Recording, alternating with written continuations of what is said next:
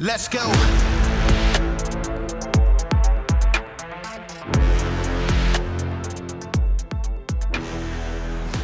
Welcome to Citizen. We have a very special guest today, Dr. Pate. I was complaining before the show that I don't like when things rhyme, so this may be rough. Bring it. We'll Let's go. Yeah, tell me about yourself, your background, and what you're currently up to. Sure. So background, I've done medical research in a ton of different areas over the years. So I have a PhD in neurophysiology and thought I wanted to do the academic route that all PhDs do, but it was pretty miserable. And I found very quickly that I'm not really wired for that. But I did try it. I worked in academia for a long time doing medical research on cancer and radiation biology, arthritis, neurotrauma was a big one. That was my primary passion and still is.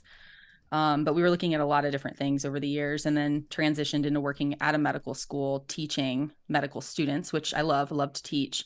But again, it just felt kind of claustrophobic and not really, not a lot of room to innovate, believe it or not, in the traditional medical world. And I had a brother who was a medic in special operations at the time that I was teaching at a medical school. And I had a really cool opportunity to sort of leave the academic world behind and work for a small business doing military medical research. They hired me to start up a combat casualty care research program. And that kind of kicked off things in the military sphere for me, where all of the research that I was doing pivoted to focus solely on battlefield medicine. Love that, really passionate about trauma medicine. I still do that. So I ended up founding my own company, which is called Karuna Medical. And that's one of the many things that I do, but it's something that, is ongoing for us. We've had research projects going on since 2015 that we inherited when I founded my company. And we're still developing new ideas and products to help people heal, whether it's on the battlefield or off, prior or after service, prior to or after retirement from service. But while I was doing all of that work in the military world, I started to, as my friend group grew to include primarily these days, 90% either veterans or active duty service members, a lot of first responders too. I started to see this other side of the military medical world, which was the friends that I had who, whether they were medics or had experienced some sort of trauma on the battlefield, what I was realizing is that they were dealing with a lot of other things that people weren't talking about, just chronic stress and sleep deprivation, just the cadence of that profession. But also, they were bringing childhood things into the mix and, they were just dealing with a lot and people weren't okay. And then you add traumatic brain injury to the mix and, you've got a lot of complex issues going on physiologically, mentally. And I studied traumatic brain injury. And so I had a decent understanding of the neuroscience, but I was not equipped to have conversations about suicide and mental health and all of the things that people were calling me about. And that I felt like I was at a loss. And so that took me in a direction of trying to understand everything I could possibly understand about mental health as it relates to this population. Which, at the end of the day, we're all human. So it applies to everyone across the board, but there are certainly unique things that people from these career paths experience.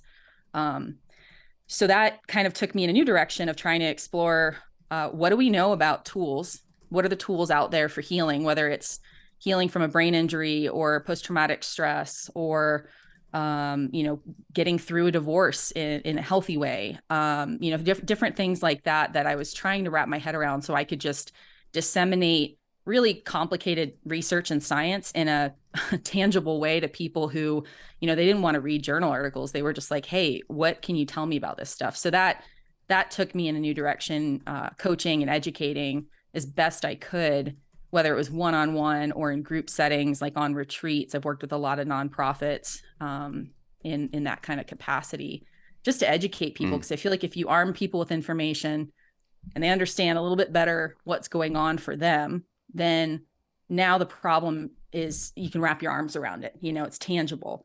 That means there's something you can do about it. If you see, hey, this is what it took to get me here. Now I can see a roadmap, how to get back or how to get to this new place, wherever Sure. I wherever I want to go.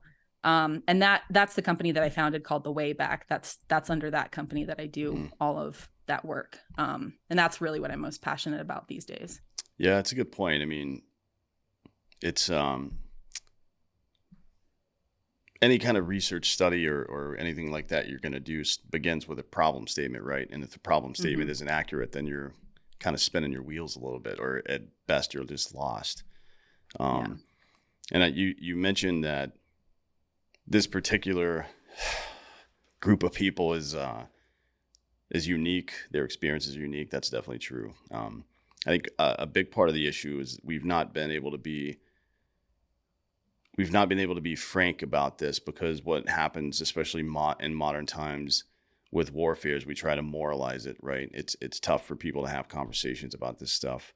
And because it's so taboo, I guess, I think the broader public and political class kind of associate the quote unquote moral injury with having to kill people in combat. But in my case, and as has been my experience with other shooters, that's usually not the issue. The issue is that we've done all this and sacrificed all that and lost friends for a cause that was entirely short of noble, right? You kind of get, how do I put this?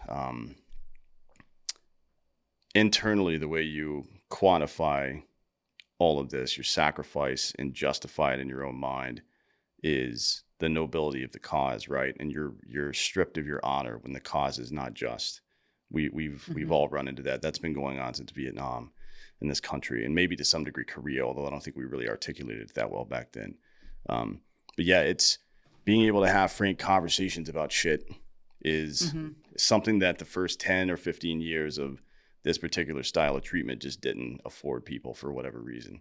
The general public doesn't want to hear that. When I'm at home, I'm thinking about being in combat. You know what I mean? And that's not necessarily a negative emotion for me. That's just where I feel comfortable, and I don't have a problem doing that work. They don't want to hear that stuff because it makes me seem like a fucking psycho. You know what I mean? Yeah.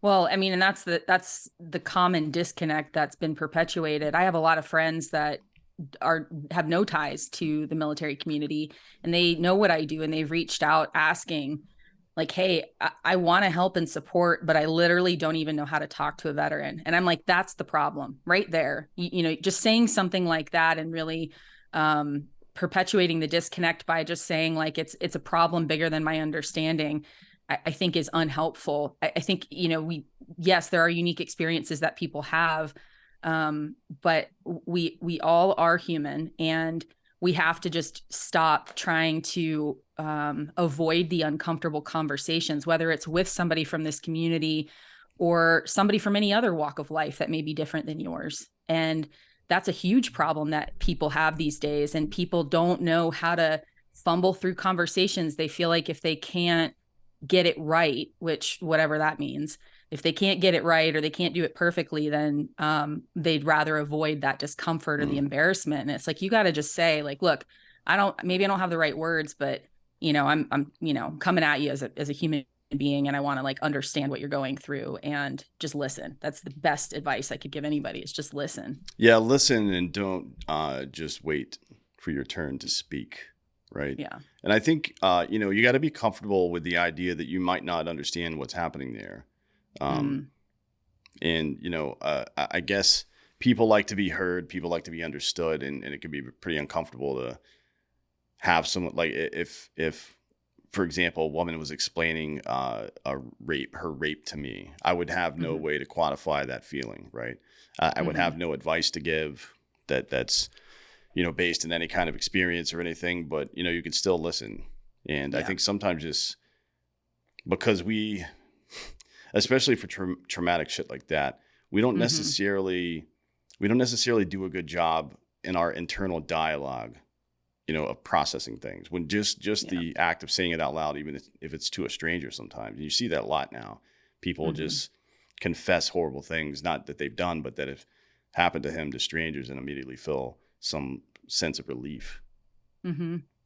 Yeah, you bring up a really good point though, in that I think it helps to just have that conversation and to have somebody listen. But you're right in that it is hard when somebody can't quite grasp what it is that that person's experienced. And I think that's where we have to seek out, because no one's, people aren't necessarily going to come to you or do this for you. We kind of have to take it upon ourselves to go find people who might have similar experiences that we can talk to about certain things, so we don't feel like we're the only one going through it, or that like I must be fucking crazy because I'm having these thoughts. And then all of a sudden you talk to 6 of your buddies and they're like, oh yeah, me too, all the time. And you're like, oh, well, shit, like I didn't know. It's because nobody talks about it regularly. And if we actually did have these conversations, we'd probably figure out that actually there's a lot more going on that we have in common, whatever that group may be, than we would think. But there's a lot of shame, and we live in a time, it's fucking weird, but it's like, no matter what you say,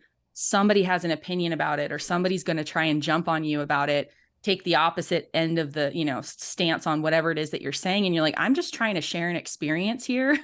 Like, I'm not looking for judgment or right or wrong. Like, but I think people are afraid of that because they see a lot of it these days, and you just can't win sometimes. Sure. But I think that deters people. Yeah, it definitely does. I've been blessed to not give a fuck about what people think. It's really nice. It's a superpower sometimes, but it is, just not having these very frank conversations. And look, I guess one of the ways that I did give a fuck, and one of the ways that it did affect me during my time in service, is that, something's wrong with you, something's up, and that you're not performing at your highest capability.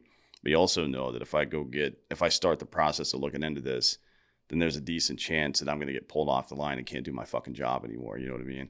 And if you want to talk about, there's no greater moral injury, in my opinion, than survivor's guilt. I think that's probably the worst that people like us experience. And I don't understand why. I mean, I guess all of this, how long it's taken for us to get a decent grasp on all this stuff is probably a confluence of those things, of, a system that doesn't, like, half the people don't really give a shit about it, and the other half don't understand it. And then the if you want to call it, the patients involved aren't going to self-report very frequently because of the consequences of doing so. So I understand, I understand how we've gotten here, but I feel like we've got our arms around this issue at this point, and I still don't see, I mean, there's organizations like yours that do a lot of stuff. We work with a number of organizations that do, psychotropic drugs and stuff like that. There's All Secure Foundation with the Satterleys and things like, there's a lot of stuff going on out there, but the broader system, like the institution of government that's supposed to be handling this, completely fails. It's not even that they fail. They don't even try to address these issues for the most part. Yeah, they don't. And it's, I think that's why all these organizations are popping up, because it's, people are realizing we have to take this into our own hands. Like, that phrase, no one's coming, it's up to us. Like that's now being applied to the transition out of the military, or the healing process of whatever you're, quote unquote healing from. Because it isn't being done well. I mean, these nonprofits wouldn't have to exist if there was a program in place or an institution in place that was doing its job appropriately. And it's complicated. And so what I'm seeing, even here, we've got a lot of really cool nonprofits that are doing great work in the military community. I used to work with Heroic Hearts Project that does the I know those guys. Ayahuasca. Doing great work there too. And Vets is doing great work with the, psychedelics, access to various tools for healing, psychedelics being one of them. But, they're all doing a piece of the puzzle, and it's a complicated puzzle. And so, all the nonprofits are existing because there are gaps still, but, it seems like nobody has the silver bullet, because I don't think there is one. I think that this is a complex problem that requires approaching it from a lot of different angles. And unfortunately, the government's like, this is the VA system is sort of like, it's such a big problem, and they're so far behind, and there's so much bureaucracy that it's like, I wonder if they'll ever get caught up. Things have been moving so quickly. And so it's, again, these organizations are existing outside of that to try and fix the problem. And it's usually a person who's like, hey, I found healing through this modality. I want to shout it from the rooftops and provide it for all my buddies.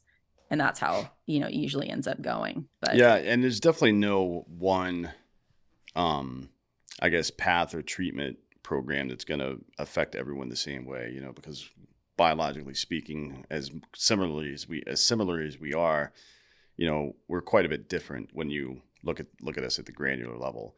But there are some things that are pretty ubiquitous treatment wise. Yeah. I mean, the first and most obvious is sleep. None of us sleep particularly well.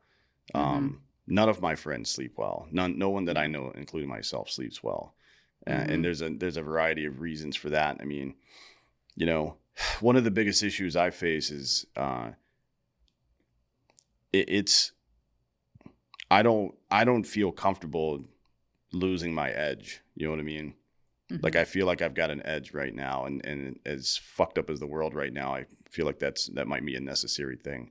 To some degree, that's probably irrational, because it is possible to smooth the edges of this a little bit without, becoming, I don't know, a Gen Z pussy. I don't know how to phrase it really, but everybody's such a bitch these days.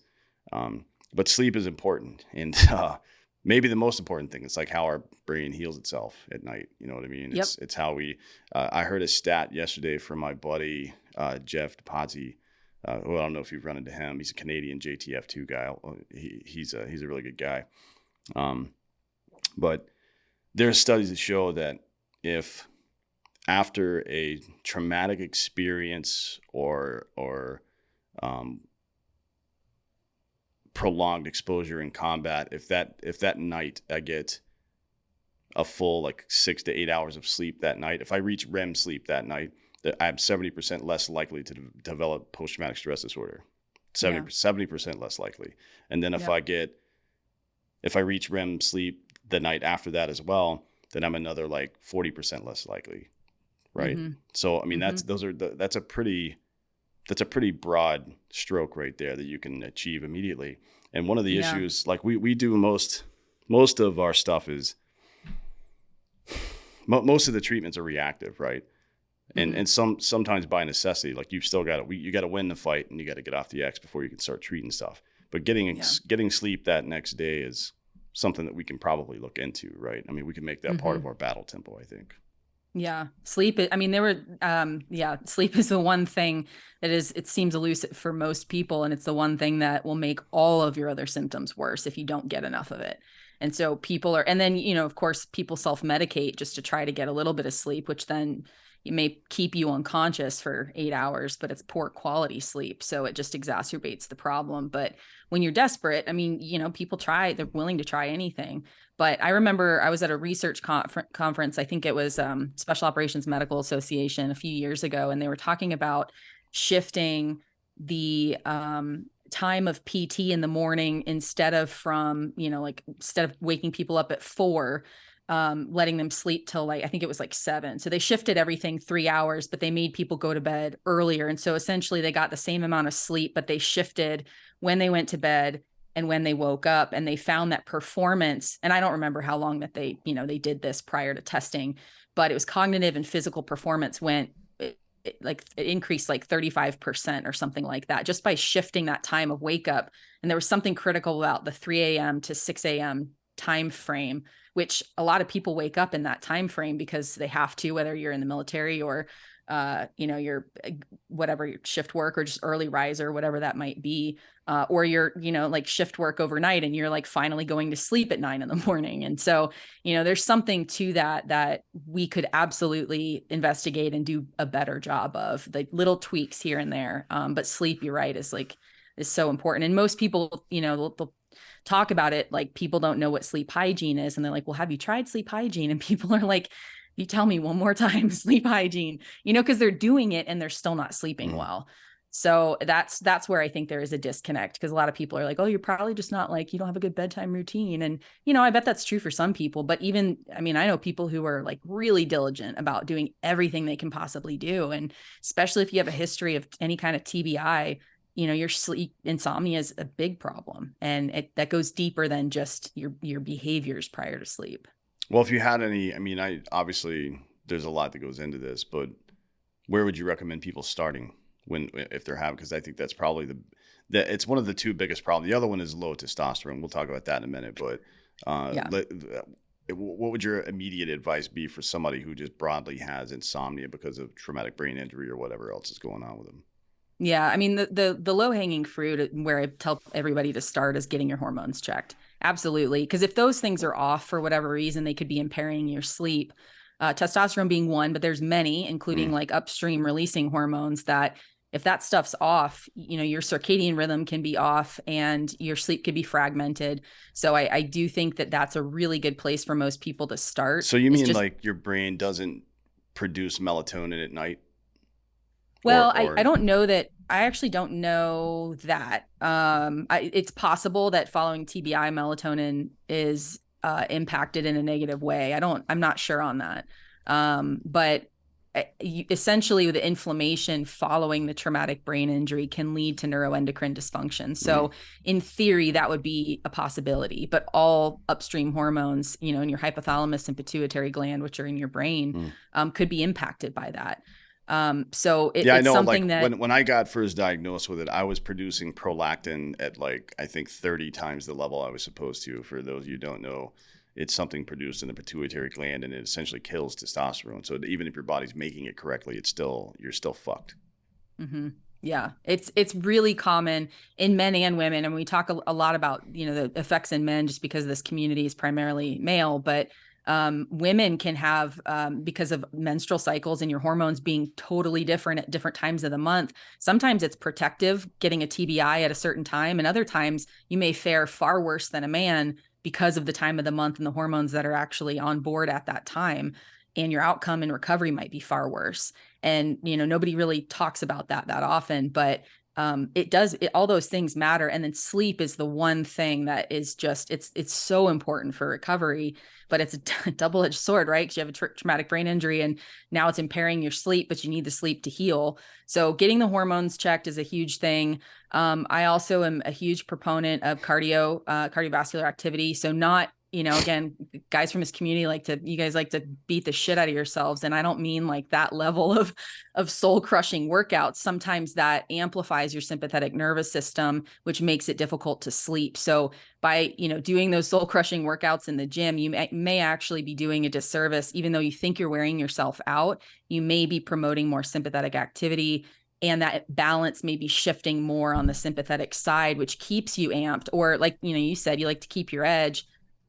Being more in that zone or being able to access it quickly that's the sympathetic nervous system. And that response is really powerful and strong. And it does feel really good, but it can definitely impair your sleep. So that's something else.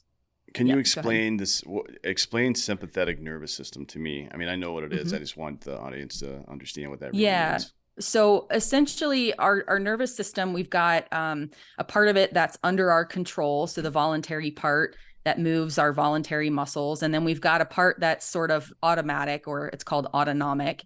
And it sort of runs things, whether we're asleep or awake or whether we want them to work or not. So you can think about like your heartbeat and endocrine function. You can think about blood pressure. There's a lot of things going on in our body that are happening at all times, whether, we don't consciously think about that. So that's the part of your nervous system. And it essentially prepares us for whatever we need. So if we need to sleep, if we need to digest food, if we need to procreate, if we need to fight a tiger, it basically mobilizes resources in our bodies to be ready for any of those events. So there's a side of it that is more activating. So preparing us for, people may have heard of fight or flight, and it does far more than that, but that's sort of just the, trendy kind of pop science phrasing of it. And that's the sympathetic nervous system. And it prepares us for, being activated. So a practical example of that is just the amygdala turning on and making blood rush to your legs when there's a loud noise or something, or making you angry when there's a loud noise because you've associated that with danger. Your legs are getting ready to go operate, to go fucking run somewhere. But it all happens involuntarily. So it's not like you can think your way out of that problem, right? Right. Yeah. So like your amygdala is involved in a number of different emotional responses, fear being one of them. And so this all happens through learning. If you've ever associated a loud noise with something dangerous, or like a stick may look like a snake at first glance and you freak out and you can feel that rush of adrenaline, and then you're like, oh, it's just a stick, and you kind of calm down, that almost automatic sub-perceptive response, it's happening so fast that literally you haven't even like been able to think, oh, that's a stick. That rush has already happened. And so that's the part of your nervous system that it can be heavily rooted in fear, for sure.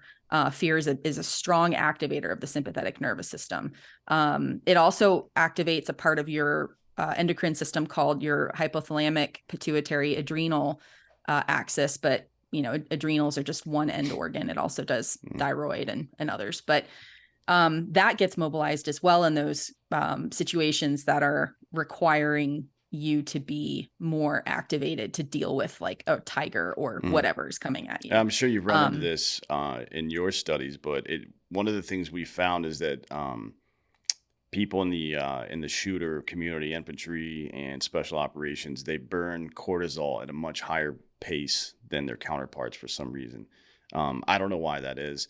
There are some studies that show that the vast majority, like 80+% of operators and folks like that, had some kind of trauma in their childhood, whether it's a broken home or abuse or something like that. And that's the general consensus, is that's probably what's going on there.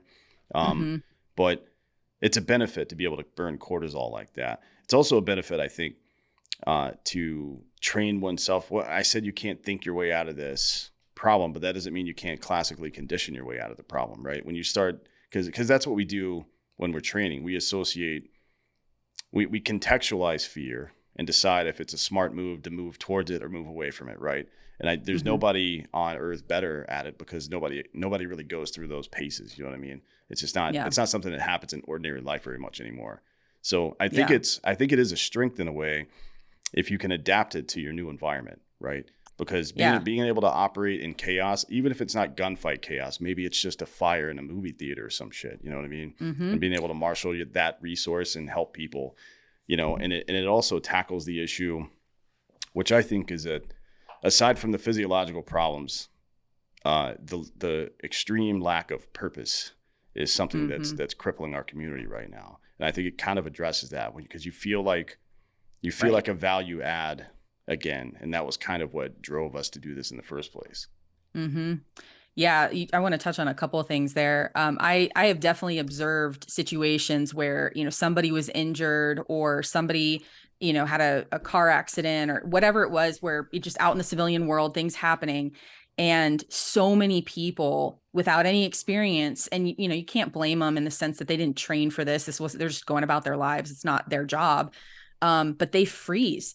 People who need help, who are in danger, and people are frozen. They don't, or they ignore it because they just don't know what to do. And they're like, I can't be, this isn't about me. Somebody else will come and help. And, a lot of my friends from the military and first responder communities are always the ones, men and women both, who run towards those things. And it is part of its training. I think, to your point, part of it is also just kind of how people are wired. And that's partly why they potentially seek out some of these jobs and these professions. And I think it's a really beautiful thing, because we need more of that in the world, where people are, helping each other more and ignoring each other less. And then something else about the physiology, I always tell people that you can't think yourself out of a sympathetic state, but you can breathe yourself there. So one of the fastest ways to take that, like, you'll still have your edge, but you can kind of back off of that red line a little bit to where you have the edge and you're functional and you're not just like through the roof. And breath work is a really quick and easy way to do that. And I don't just mean box breathing, which I think a lot of people have familiarity with, but there are some different techniques that you can do. Anything that prolongs an exhale. So, just, if you can't remember anything else, just remember, take as long as you can to exhale. And that can really help move you from that fight or flight sympathetic state into more of a parasympathetic state. And that's more of the calm, rest and digest, or feed and breathe, depending on which one you like. But that's the more calm I guess, part of the nervous system. Do you know we didn't why really that happens? Like why physiologically a longer exhale calms you down a little bit? Yeah, so it has to do, we have these respiratory, we're going to get super nerdy here. I'll try and keep it manageable, but we have these respiratory afferents, or these essentially they're nerves that run from the respiratory system. So the lungs, the diaphragm, your intercostal muscles, back to the brain. And they respond to different things in different ways. So one of the things that happens with a deep inhale is that you have the stretch of the lungs and you have a rush of blood back into the heart. And so that essentially the physiological response to that is to have those afferents feed back into the part of the brain that activates the sympathetic nervous system. And when you do the opposite, the feedback essentially does the reverse. And so the feedback then switches into the parasympathetic side. So I don't want to get too detailed on it, but essentially I think that's good because people this is what you would tell to somebody that has panic attacks, and being able to visualize what is actually happening with you physiologically, I think calms people down who don't necessarily understand the symptoms they're experiencing. So I think it's good. Get as nerdy as you want with it. Okay, cool. Yeah. So the exhales are really helpful. Another thing that I tell people is to try resonant breathing, which if you have any kind of devices like heart rate monitors and a cool app, you can definitely get it really detailed and specific to you. But just if you can't remember, or if you don't have access to that, I just tell people a 4 to 5 second inhale followed by a 6 to 7 second exhale. Again, prolonging the exhale, making sure it's always longer than your inhale. And there's something about the timing of that rhythm of breathing. So there's no breath holding at all in that one. It's just cycles of inhale and exhale. There's something about that one that syncs up your respiratory rate to the other physiological systems that we have in our body. So everything from our chemoreceptors to our heart rate, all of these things have rhythms to them. And there's something about that rhythm of breathing that increases resonance, which is why it's called resonant breathing, which essentially kind of amplifies all of the systems operating at once. They kind of align in their rhythmicity, if that makes sense. Mm-hmm. And there's something about that that's really helpful, and it promotes increased heart rate variability. So anyone out there who's like, athlete or nerd with that stuff, increased heart rate variability is a good sign of good, solid mental health, physical health. And usually when we have low heart rate variability, it's a sign of chronic stress, fatigue, mental health, poor mental health. There's a number of factors that play into that. But you mean like if somebody has a high average heartbeat, 85, 90, right, on the higher end of normal, and they exercise and it only gets up to like 110, 120, as opposed to somebody I guess I would be an example, 65 to 70 is my normal. And when I exercise, I'm between 130 and 150 typically, right?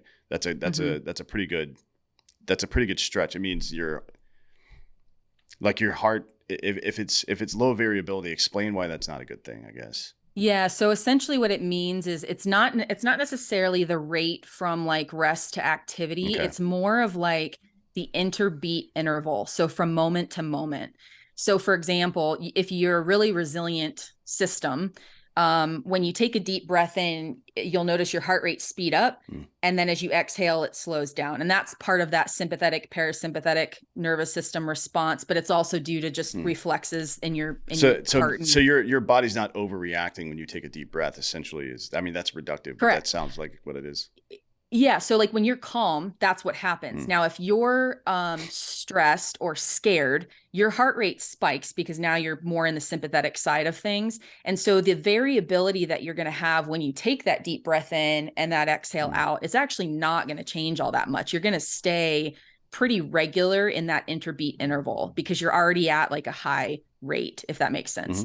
So, and it usually has to do with you being more in the sympathetic side of your nervous system on a regular basis. The balance is more on that side than the parasympathetic side. And that usually means lower heart rate variability. You might still get your heart rate up pretty high when you exercise, but it just from moment to moment, it isn't able to adapt to what else is happening. And so it's actually a really good thing when you see that, if you look at a readout of your heart rate, it's not just this perfect rhythmic thing. It might be, somewhat variable as you inhale, exhale, move, sit up, get down, sit down, stand up, that type of thing. So that's sort of what it refers to. That's interesting. And I guess the in vogue thing to do now is to look into psychotropic drugs. I mean, it's becoming more and more popular.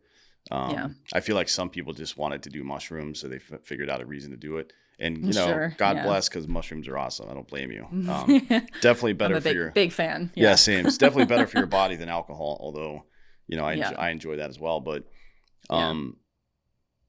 I guess I had the good fortune of being an early adopter, like a pre-military adopter of psychotropic drugs, just recreationally.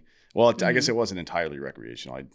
I did have some issues, but yeah, I think it's really interesting to see how, especially with things like ayahuasca is, I've never really gotten anything out of that, to be honest, but DMT I've done really well with. And I don't know, can you guys are working with some of this stuff, I imagine. You mentioned the guys at Heroic Hearts. Can you explain to people who are maybe reticent about trying this stuff what the benefits are and maybe how they should approach it academically before getting involved in something like that? Yeah, there's a number of different substances out there. People call them plant medicines, entheogens, psychedelics. You can, there's a bunch of different names for them. But there's a number of different ones. It's not just, LSD and MDMA anymore that, people probably heard about when party drugs and recreational drugs. But those actually have incredible therapeutic potential, as do things like, ketamine, which it's not really a psychedelic, but sometimes gets lumped in. And that's actually a legal substance. You can currently go to get ketamine assisted psychotherapy in a lot of places.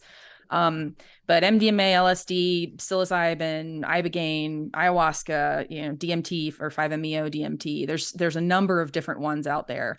And there's a lot of tradition and ceremony around some and maybe less around others. Some are synthetic and made in a lab. Some come from plants.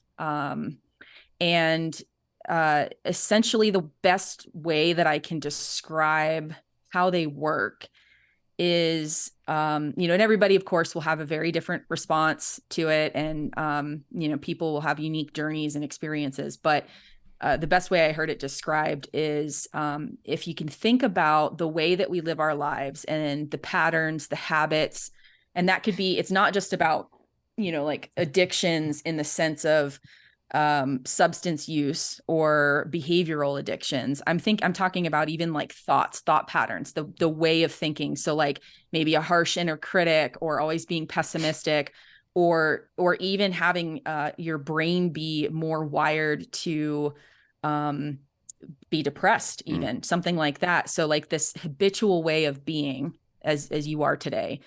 That's a culmination of experiences and habits and stuff. So what these do is, as you've lived your life, each of the things that you do, the thoughts that you do, that you have, the patterns, the way of life, the behaviors, each time you engage in one of those things, you create a wiring pattern in your brain where nerves or neurons are essentially connecting and talking to each other. And each time you do that, to create more efficient pathways, by the way, it's like it's your brain trying to optimize itself.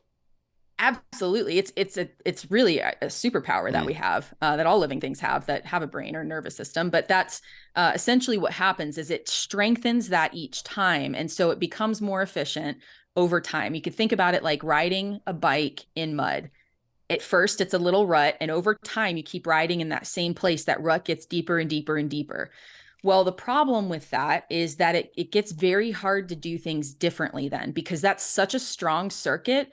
It's like trying to, you're riding your bike in this super deep rut and you see this really cool field over to the left and you want to go check it out, but you can't because you're trying to turn your handlebars and your tire is stuck in that rut. And so for people, it's like, man, I really, I'm this person. I really want to be this other person. I want to make better choices, other choices. I want to do these kinds of behaviors that are good for me instead of constantly what I've been doing, which is getting me not in a good place. but it's hard, really hard to get out of that. And so psychedelics seem to smooth out those ruts so that when you come out of an experience, you have a window of opportunity to create new pathways. The problem with that is that it also could be used to create poor pathways again. Poor thoughts, poor behaviors, new addictions, same old addictions, whatever it might be. So if you don't take advantage of that window in a really supported way, in a way that has, you've applied forethought. People call this part of the process integration. But if you don't integrate appropriately, you will have had an incredible experience and feel really good for a little while. And then you'll end up back in the same place you were before you started. And sometimes that's more painful after the fact because you know how good it could be. Sure. You've now felt how awesome it is. And your brain's going to send electricity down the most efficient pathway, right? That's how it's always going to behave that way. So yes. You have to take, I mean, I tell people to go into this stuff with a purpose. You know what I mean? Definitely. Go with a goal. What were you going to say? You always say what? Yeah, I don't remember. It was something about just making sure that you've got the right, setup when you get home, with family, that they can be supportive of you, and, whether it's, work situations, taking time off, like you really, you owe it to yourself to create the best environment afterwards as you possibly can, so you can take advantage of that opportunity in that window. Yeah, it's a good point. I mean, I've seen quite a few people go through some of these exercises and come out better for like a short time, and then it's like anything else. You find yourself back around the same stimulus that created the issue in the first place. Exactly. But to be honest, it's quite a bit easier to shake the Etch-a-Sketch, for lack of a better phrase, than it is to repave your entire brain, through physical labor. Yep. I think. As a matter of fact, I'm not sure that's even possible. Maybe for some people it's possible, but there's always that voice, and you make a good point about just the intentionality of all of it. Like, it's not just in the early days, some people are like, would say things like, it's like 3 years of psychotherapy in a couple of days for ibogaine or ayahuasca or something. And I guess there's some truth to that, but the reality is that it goes well beyond the ceremony or the event or whatever you're trying to do. I mean, it's you think about it this way.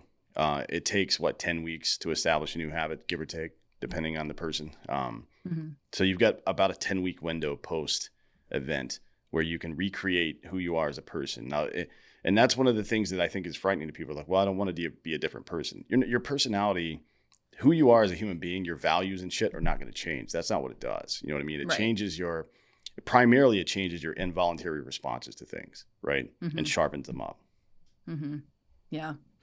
Yeah. I mean, that's, there's a lot of things that people could take advantage of that for.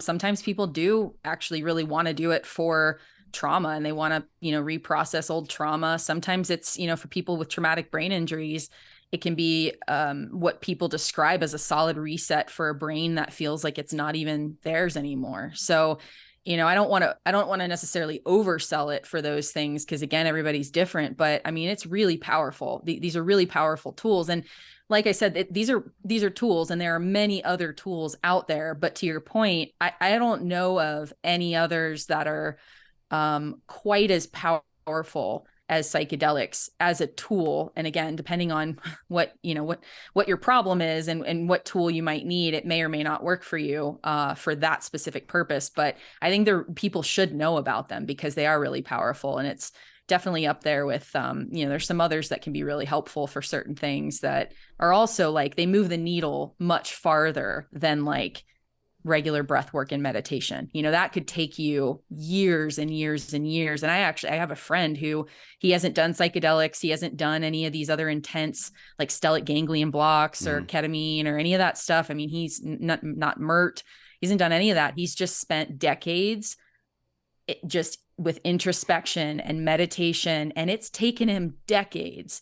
And he is in a better place now, but it's been a long road for him. And I think that's what he needed, and that's the route that he wanted to go for his healing journey. But, for other people, the thought of that is like, I need help and relief now. I don't have decades. I need to start, moving things in the right direction now. And that's where some of these bigger tools can be, sort of, help you move a little farther along in that journey. Now, for people who are trying to get into good routines after the more serious treatment, a lot of folks have had quite a bit of success with nootropics in a variety of different ways. I mean, even nicotine, to be honest, not necessarily for this particular option, but for people who have whatever ADD or ADHD is. I'm not sure I agree with the way that this pharmaceutical industry treats that particular problem, but nicotine can be a bit more effective at handling some of that stuff than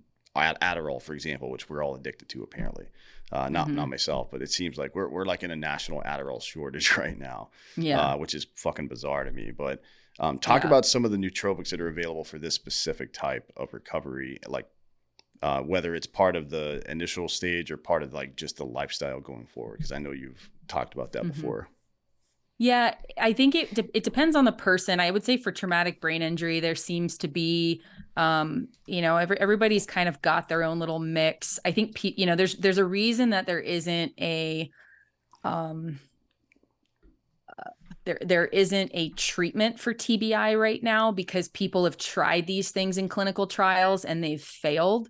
And that doesn't mean they haven't helped some people. It just means that the endpoints the clinical trial didn't meet its endpoint. So whenever you hear the clinical trial failed, it doesn't always mean that it didn't necessarily have a positive impact. It just means that, they missed what they said they were shooting for, essentially. So for example, like fish oil, high dose fish oil is something that has been highly recommended by a number of top physicians for folks who are recovering from traumatic brain injury. There are, I don't know if you're familiar with Mark Gordon, but he's done some work in the TBI space with a lot of folks from the special operations community. And he's created his own kind of proprietary supplements, if you will, that he uses and swears by. I have friends on his protocol, and they've all seemed to have, a pretty solid response, but they also were, correcting hormone dysfunction too. So that in and of itself is going to make a person feel a lot better. Yeah. But it kind of depends on, if you have any deficits. I mean, there's a lot of things out there that I'm in Montana, so everybody here is deficient in vitamin D. So, everybody in the United States is deficient in vitamin D. Yeah, it's crazy. And for anyone out there who drinks a lot, magnesium and B vitamins, which are incredibly important for so many processes in the body. If you're deficient in those, you're definitely going to feel like shit. And if you drink a lot, you're probably a little deficient in both of those. So I would definitely supplement with those.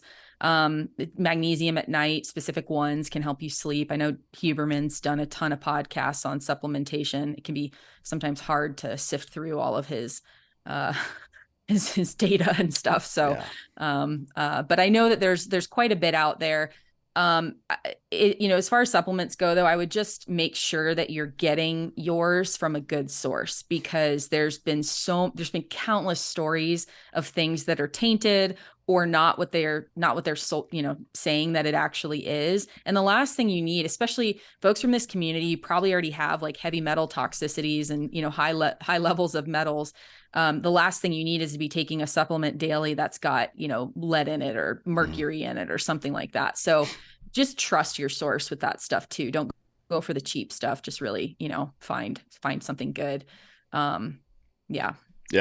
On the vitamin D thing, I mean, that definitely comes back to not just sleep, not just isolated with sleep, but about your entire rhythmic system in general, right? I mean, the one thing that Huberman says that I think is probably better than anything else. I mean, he says a lot of things, and some of it is just like, the source is trust me, bro, which is fine. I mean, I don't think he's harming anybody with the stuff he's saying, so it's fine. Yeah. But getting up in the morning and seeing sunlight immediately is a good idea. Being in sunlight for 30 minutes or more a day, if you can do that, is probably a good idea. Like I talked to Brett Weinstein about this. about a year ago. It's like we're all taking vitamin D supplements trying to catch up, but that might not be the problem. You know what I mean? We may not be able to catch up just using vitamin D supplements, no matter how much, whether it's 5 or 10,000 fucking units a day.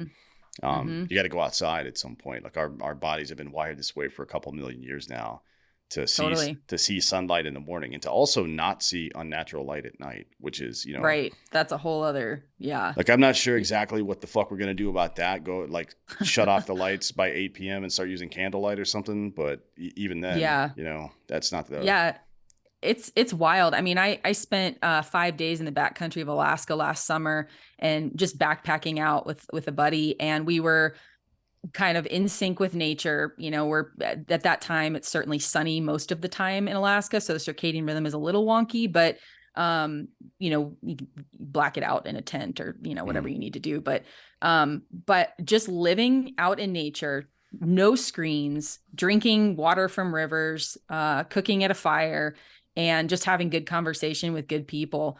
That I don't think I've ever felt such a powerful antidepressant effect, even after psychedelics, to be honest. I mean, I was like flying high after that trip for weeks of just feeling incredible. And I think there's a lot of reasons for that, but that's the one thing. I mean, we live in cities with, you know, with technology and stimulation all the time. We're disconnected from nature. We're disconnected from the rhythms of life, with you know, sun being primary example of it. And we don't take the time. I mean, we're always rushing around and distracted. And for what? Like what's really on fire, you know? But that's something that we've become accustomed to. So again, going back to that neural wiring, when you're really wired to be on the go. And for those of us as adults who, you know, probably have what they would classify as ADD or ADHD, it's actually really a powerful thing in a lot of ways and can be really beneficial. But like, you know, you just get used to being just on that pace. And we don't take that, you know, 15, 20 minutes in the morning to just sit in the sunshine or whatever, you know? Yeah. So like we've got so much to fucking do. I mean, Brian Regan he's a funny comedian. He used to tell a joke about this. He's like, if you look on the back of, like instant oatmeal instructions, it's like add water and microwave for 45 seconds. It's like, if you can't spend more than 45 seconds on breakfast, you may want to loosen up your fucking schedule a little bit, dude. Right. I mean, I promise you, there's nothing that important that you can't do that. And it's also kind of, and I'm guilty of this myself, like just lying in bed a little while longer because you think you're going to get more sleep. You're not going to get any REM sleep in the 45 minutes left before your alarm goes off. So just get the fuck out of bed, to be honest. It doesn't make any sense to stay there. Yeah. The last thing I wanted to ask you about is, I know, like, as I said before, most of what we do in this arena is reactive, and it's maybe by nature, it just has to be that way in some degree, but there's still a lot of people out there doing this work. There's still a lot of fucking first responders doing work like this. There's still a lot of military folks doing work like this. Have you found anything through your studies that, you know, can be used as prophylaxis to make us more resilient against some of these things while we're actually on the job?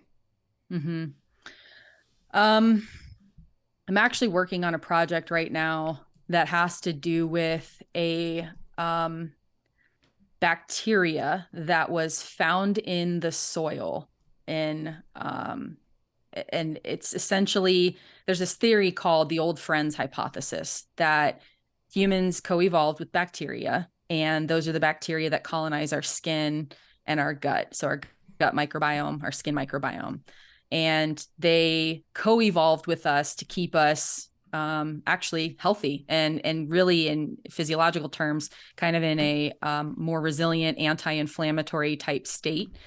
And one of the things that we're looking at, without getting into too much detail on it, is because it seems to be extremely powerful, this particular bacteria and a few others like it, seems to be particularly powerful for addressing inflammation and attuning the immune system in a way where it promotes a healthier state, and it actually can address symptoms of post-traumatic stress and inflammation in the brain following brain injury. And so the idea would be to, you could think about it like a probiotic, if you could have this thing in pill form. And ideally we would just be like rolling around in the dirt and, being colonized by this in real life, but we don't live that way anymore. So if we could take this as a supplement, it would keep us in a state where if we were to experience trauma, if we were to experience a brain injury, if we're experiencing chronic stress, it keeps the system at a kind of a better baseline rather than, those extreme peaks. So that's something that we know to be true. And that's, there's no product out there yet today, but we're working on that. So anything that can kind of keep in alignment with that idea would be helpful. So one of the best things that you could do prophylactically is a good diet. So an anti-inflammatory diet. A lot of people just use the Mediterranean diet as the best example, but food can be used as medicine too. So anything that, that sort of is in alignment with that kind of way of eating can be really powerful for keeping things a little bit more resilient. Obviously sleep, right? Like we talked about that a lot. So that's a huge one. I mean, all the tools really. I mean, I'm kind of a whole kitchen sink kind of person when it comes to this. You're not going to be able to do everything in any one given day, but over the course of a month, the more of these tools that you can incorporate into your life, the better off you'll be. If that's yoga once a month, or whatever, there's a whole list of these things that I could provide to folks, and it's like sort of choose your own adventure, but they all have really good benefits. And really the key is to do things that you like, that you're going to stick with, and that you can keep up with over time, because that's the consistency is key with this stuff. Sure. And if you had, I know this is a difficult question, but if you had to estimate like what kind of time it takes to establish a baseline like that, what would you say? Like a month, 3 months, 6 months? Yeah, it depends on how far a person is from it.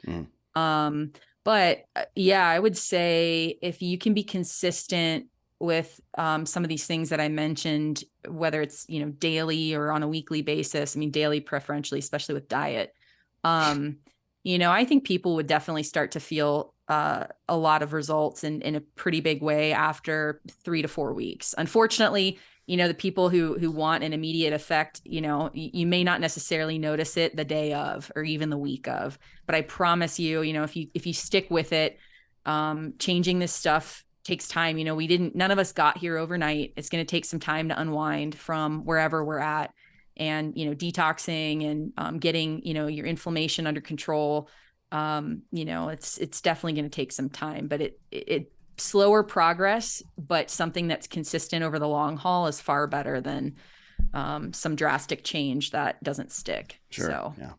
A little bit of patience is always nice. I think Axl Rose said that, actually, if I'm not mistaken. Before we get out of here, tell everybody about your organization and, if they're looking for information like this, or, looking for treatment or whatever the hell else, how they can get in touch with you or your orgs or whatever. Yeah. So if anybody wants to get a hold of me, Kate at thisisthewayback.com is probably the best email. And then, working on the website, it'll be thisisthewayback.com, finishing that up. And, I'm on Instagram at Doc Pate with a period between Doc and Pate. That's really the main social that I use. And I will have a bunch of information up on my website, including a lot of these tools that I mentioned and far more that we didn't mention, but just for public knowledge, because I feel like this is information that should be widely available and should be shared. So I'll put a list of resources and information up on the site so people can check that out too. And if anybody wants to find out more, you can reach out to me if you have questions about coaching or working in a retreat type setting or whatever. I'm available for all that. So would love to chat with folks. Yeah. Tell me the website again. Thisisthewayback.com. It's not up yet. It will be soon. Okay, cool. I'm just putting it in my notes here. All right. Well, look, this is great. I really appreciate your time today. This is really good information. If you're out there and you can hear me, there's a pretty good chance that you need to listen to this shit, to be honest. So take a look at it. Check out Kate's Instagram, there's a lot of good information on there in the form of infographics and conversations and things like that. And, take it as you said before, no one's come to save you, so you have to take it upon yourself to make yourself better here. Stop whining. Stop feeling like you're hopeless, because however bad you feel right now, we've all been there. And a lot of us are on the other side of it now. So again, if you need any help with any of this stuff, reach out to us, reach out to Kate. Again, thank you for your time today. I really appreciate the conversation. Yeah. Thank you so much for having me. Yes, ma'am. And thank you all for listening. This has been Citizen.